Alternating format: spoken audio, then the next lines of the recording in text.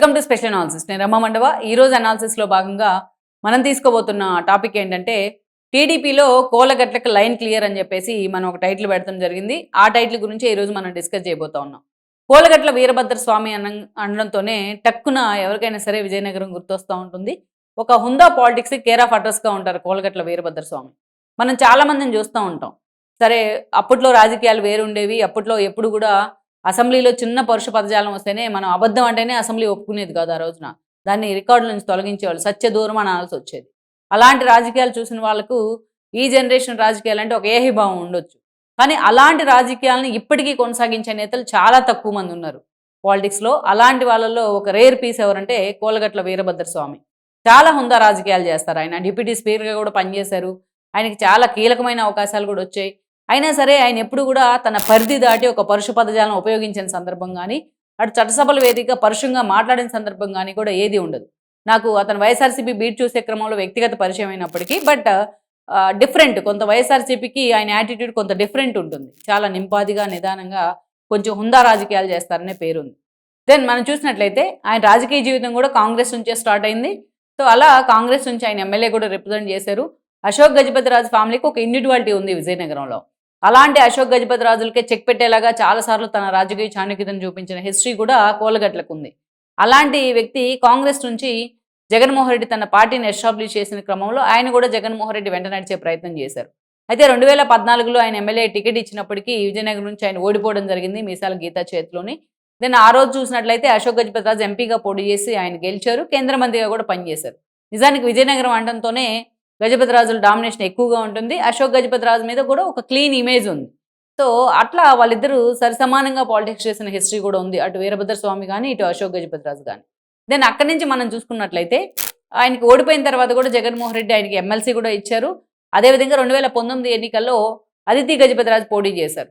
ఆమెని ఓడించి అశోక్ గజపతిరాజు కూతురు అదితి పోటీ చేయడం జరిగింది. అదితి గజపతిరాజు ఎమ్మెల్యేగా పోటీ చేస్తే ఆమెని ఓడించి కోలగట్ల వీరభద్ర స్వామి ఎమ్మెల్యే అయ్యారు.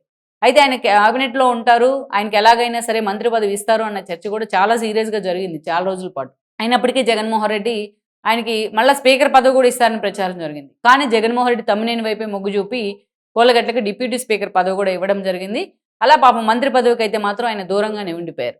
ఇక అదే హుందా రాజకీయాలను అయితే కొనసాగిస్తూ వచ్చారు. అయితే మొన్నటి ఎన్నికల సమయంలో మరోసారి ఆయన మీద అదితి గజపతిరాజే పోటీ చేశారు. ఆవిడ ఎమ్మెల్యేగా గెలిచారు. కోలగట్ల ఓడిపోవడం జరిగింది. రాష్ట్ర వ్యాప్తంగా ఉన్న కూటమి వేవ్ కూడా అందుకు సహకరించిందని అనుకోవాలి. కోలగట్ల ఓడిపోవడానికి అదొక కారణం అనుకోవాలి.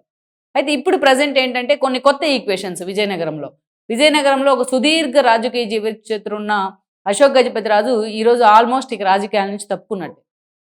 ఎందుకు ఆ మాట అంటున్నాం అంటే రీసెంట్గా ఆయన గోవా గవర్నర్గా వెళ్ళడం జరిగింది. అంటే తన కూతుర్ని ఆయన తన రాజకీయ వారసురాలుగా ఎస్టాబ్లిష్ చేసే ప్రయత్నం చేస్తూ ఉన్నారు. ఇలాంటి పరిస్థితుల్లో పూర్తిగా అశోక్ గజపతిరాజు ఇక ఆల్మోస్ట్ పొలిటికల్గా ఆయన కెరీర్కి ఫుల్ స్టాప్ పెట్టినట్టే అని మనం అనుకోవచ్చు కూడా. ఇలాంటి గవర్నర్గా వెళ్ళిపోయినారు. ఆయన ఏజ్ కూడా అందుకు పర్మిట్ చేయట్లేదు పోటీ చేయడానికి పదే పదే. అయితే ఇలాంటి సందర్భంలో ఇంకో చర్చ ఏంటంటే భోగాపురం ఎయిర్పోర్ట్ ఎఫెక్ట్తోని నెక్స్ట్ ఎలక్షన్స్లో అదితి గజపతిరాజుని నెల్లిమర్లకు తీసుకొస్తారు అన్న ప్రచారం కూడా గత కొన్ని రోజులుగా జరుగుతూ ఉంది. ఆల్రెడీ నెల్లిమర్ల జనసేన ఖాతాలో ఉంది. అక్కడి నుంచి లోకమాధవి ఎమ్మెల్యేగా ఉన్నారు. మరి అదితి గజపతిరాజు కనుక వెళ్ళినట్లయితే సో ఆ సీటు ఖాళీ అయ్యే అవకాశం ఉంటుంది. ఇటు చూస్తే కోలగట్ల వీరభద్రస్వామి కూడా ఎన్నో రోజులుగా అటు తాను వైసీపీలో ఉన్నా తనకి ఇంకా పూర్తి స్థాయిలో తన భవిష్యత్తుకి డైలమాలో పడ్డట్టే ఆయన ఆలోచన చేస్తూ ఉన్నారు. ఆయనకంటే ఈరోజు ఆయన కూతురు శ్రావణి భవిష్యత్తు గురించి ఆయన ఎక్కువ ఆలోచన చేస్తూ ఉన్నారు. అందుకే అటు టీడీపీ వైపు చూస్తున్నారన్న ప్రచారం ఉంది. ఆయన అనుచరులు కూడా ఆయన మీద ఆ దిశగా ఒత్తిడి తెస్తూ ఉన్నారు. అయితే ఇప్పుడు అవకాశం వచ్చింది. అశోక్ గజపతిరాజు పూర్తిగా ఆయన అదితిని ఇంట్రడ్యూస్ చేసి రాజకీయాల్లో ఆయన పక్క తప్పుకున్నట్టే అనుకోవచ్చు. అలాంటి సందర్భంలో టీడీపీలో ఈరోజు జిల్లాలో పూర్తి స్థాయిలో పార్టీని కోపపు చేసుకోవాలంటే ఒక మంచి సాలిడ్ పర్సనాలిటీ కావాలి. అందుకే అటు టీడీపీ కూడా కోలగట్ల మీద ఫోకస్ పెట్టింది అన్న ప్రచారం ఉంది. చంద్రబాబు నాయుడు కూడా ఇటీవల ఉత్తరాంధ్ర పర్యటనలో మాకు అనుకూలంగా ఉన్న నేతలు, వైబిలిటీ ఉన్న నేతలు వస్తే మేము పార్టీలో చేర్చుకుంటామని చెప్పి కూడా కొంత మాట్లాడుతూ ఉన్నారు.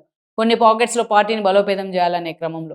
సో అందుకే టీడీపీ ఫోకస్ కూడా కోలగట్ల మీద ఉంది అని చెప్తా ఉన్నారు. ఎట్ ద సేమ్ టైం తన కూతురు భవిష్యత్తు కోసం కూడా కోలగట్ల టీడీపీలోకి వెళ్లే ప్రయత్నం చేస్తారు అని కూడా చర్చ.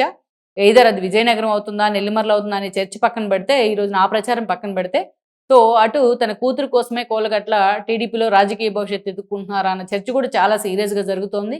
ఇటీవల ఆయన వైఎస్ఆర్సీపీ యాక్టివిటీలో కూడా అంత సీరియస్గా లేకపోవడం కూడా ఈ ప్రచారాన్ని కొంత ఊతం ఇచ్చినట్టు అవుతా ఉంది. ఎప్పటి నుంచో ఉంది ఈ ప్రచారం కోలగట్లకు సంబంధించి. సో మొత్తానికైతే మాత్రం అటు బొత్స సత్యనారాయణతో కూడా ఆయనకి కొంత నెగోషియేషన్ ఉంది. బొత్స సత్యనారాయణ గతంలో ఎమ్మెల్యేగా టికెట్ ఇస్తారంటే కాదు ఎంపీగా పంపించండి కోలగట్లు అడిగారని కూడా చర్చ ఉంది. ఎందుకంటే ఎమ్మెల్యేగా ఆయన గెలిస్తే ఆబ్వియస్లీ మంత్రి అవుతారు. బొత్స సత్యనారాయణ మంత్రి అయితే లోకల్ సామాజిక వర్గ ఈక్వేషన్స్లో కావచ్చు, లోకల్ ఈక్వేషన్స్లో కావచ్చు మంత్రిగా కోలగట్ల ఫిట్ అవడు. సో బొత్స కారణంగా అదే జరిగింది పాపం కోలగట్లకు. అందుకే ఈ బొత్సతో ఆ నెగోషియేషన్, బొత్స ఫ్యామిలీ డామినేషన్ విషయంలో నెగోషియేషన్ కూడా ఉంది కోలగట్ల వీరభద్ర స్వామికి. అలాంటి పరిస్థితుల్లో ఈరోజు బొత్సకి ఎమ్మెల్సీ ఇచ్చి ఆయన అదే స్థాయిలో ప్రమోట్ చేస్తున్నారు జగన్మోహన్ రెడ్డి. బొత్స కీలకం కూడా అవుతున్నారు ఈరోజు పార్టీలో. అందుకే అన్ని విధాలా ఆయన సఫికేషన్ తీసుకుంటా ఉన్నారు. ఇక తన కూతురు భవిష్యత్తు దృష్ట్యా అటు టీడీపీ వైపు మొగ్గు చూపుతున్నారనేది అయితే చర్చ. లెట్స్ సీ ఇది నిజంగానే ప్రచారంగానే పరిమితం అవుతుందా, త్వరలోనే కార్యరూపం దాలుస్తుందా అన్నది కూడా మనం చూడాల్సి. Please share, like and subscribe R24 Telugu YouTube channel.